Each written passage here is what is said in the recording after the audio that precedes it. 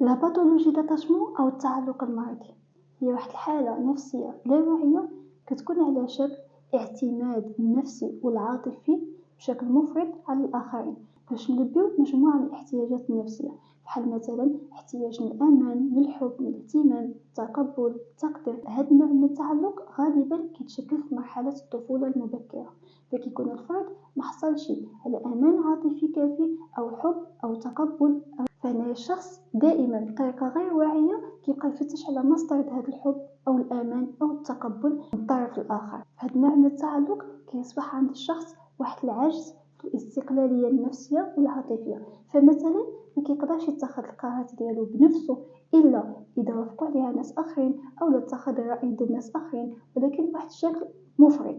أو لا بواحد الشكل مبالغ فيه. فهاد الاحتياجات النفسية الغير ملبات كتخلي عند الشخص دائما يدخل في علاقات غير متوازنة على المستوى النفسي.